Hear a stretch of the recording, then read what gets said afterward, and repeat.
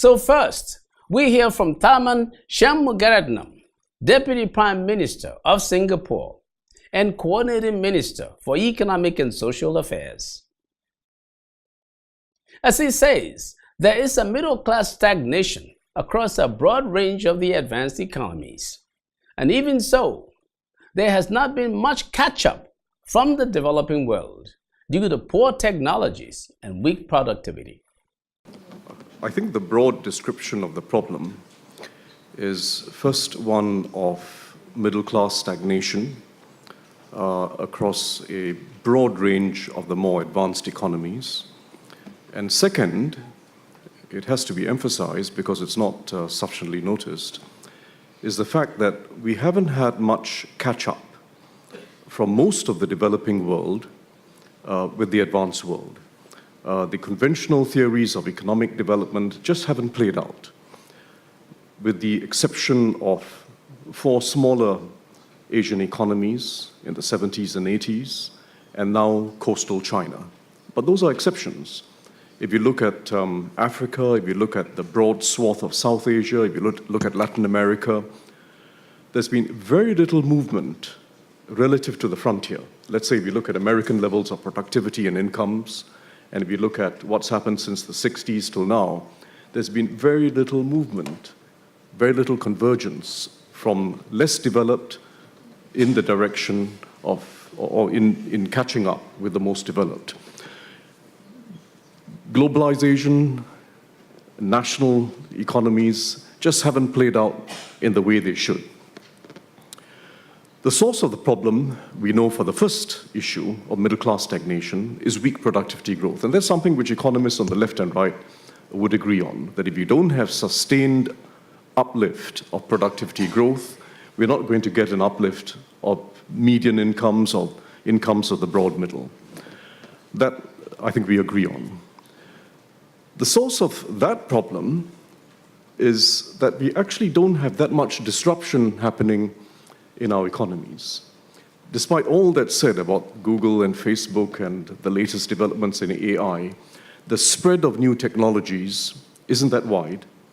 The internet may appear to be everywhere, but it's not really used that intensively. And most new technologies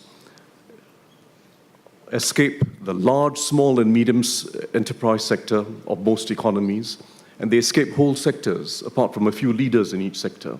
So the diffusion of new technologies has not been rapid, and large parts of the advanced economies, in fact, most economies, don't have enough disruption. So we need more disruption. Second problem, the lack of catch-up and lack of convergence, I would say, also reflects a lack of globalization.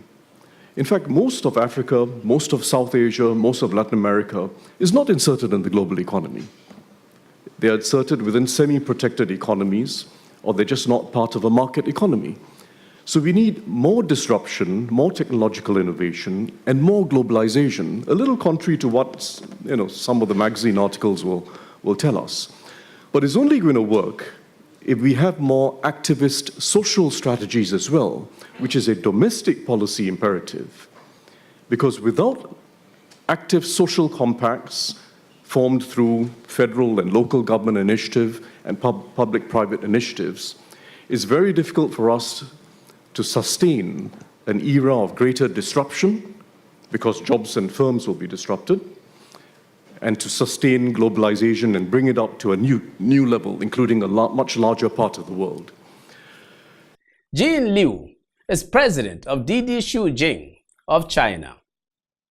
Ms. Liu talks about how her company is trying to maximize the benefits of technology and the sharing economy, using all this to solve basic problems. I totally agree with Deputy Prime Minister on disruption. I think we do need more disruption on technology and on business model. But at the end of the day, we need to figure out why do we need those. We need those to benefit humanity, to serve every individual in this room. So in our daily work, what we're trying to do, which is to maximize the benefit of technology and sharing economy to serve 2 purposes. So the first one is on the resource problem.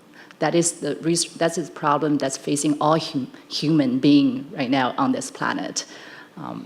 For example, if all Beijing, Shanghai people want to copy the lifestyle of Los Angeles, then we will have a resource crisis again.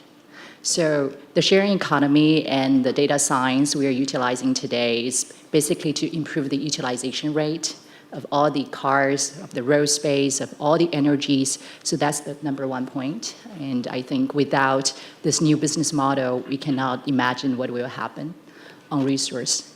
And second, more importantly, is from an economy perspective, what it's doing to all of us. Everyone knows China is going through this restructuring on economy. And actually, on our platform, most of the drivers are part-time drivers. They earn the second income for their family. So they are young graduates who haven't figured out what they want to do for their lifetime. Mm-hmm. She insists that technology and artificial intelligence will inevitably affect a lot of jobs in their disruptive effects.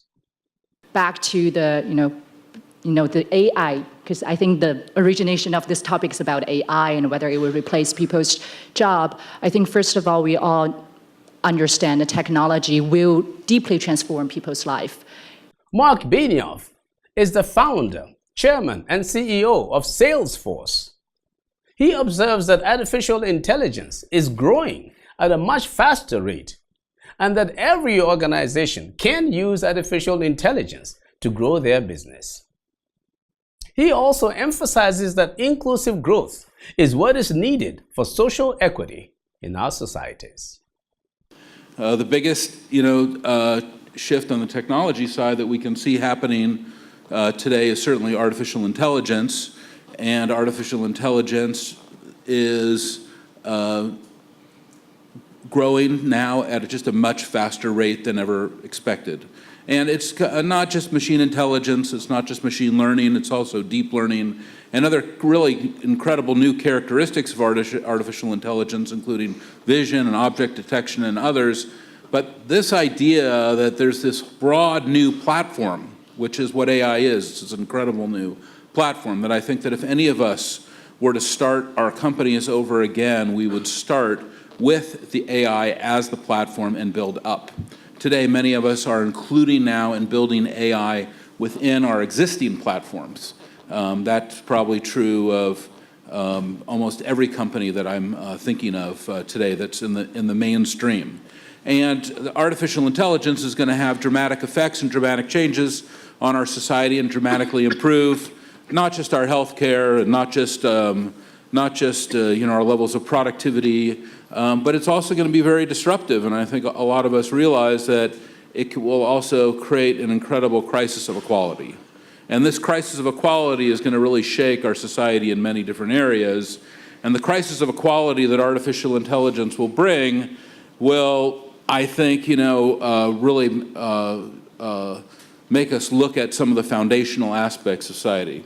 Of course, we're going to probably look at things like basic income, but we're probably also going to look at things like how do we build new models of education and learning, especially as we start to displace more and more workers. We heard Premier Lee today speak about how as larger companies bring in these next generations of automation, that workers in many cases indeed are displaced, and that's why there's more of a reliance today on new business creation and next generation small and medium businesses. Well, I couldn't agree with him even more than that. He's absolutely right. But what I can also tell you is that this crisis of equality is going to also affect how we manage our companies and lead them. Professor Tyler Cohen of George Mason University argues that real wages for the middle class has been stagnant and even fallen in some cases. If we look at most of the Western world, for at least 15 years, real wages for the middle class have been stagnant or in a few cases even falling. This is the most important fact of our times. So if you are reading that we are receiving a new technological cornucopia of incredible products, basically that cannot be true it would be showing up in the real wages of most people. So the internet has made leisure much better. It's connected us to people much more. But it's very instructive to compare, say, the last 10 years of the internet to 1995, 1998, which I would say was the true information technology revolution. In those years, IT was very powerful, and you see output going up at a rate of higher than 3% in most sectors of the American economy. Right now, we're doing more with information, but so much of our economy resists improvement. Or look at government. We don't even know how to measure the quality of government. What does that tell you, right? Is government working hard to get us a means to do so? I would say not.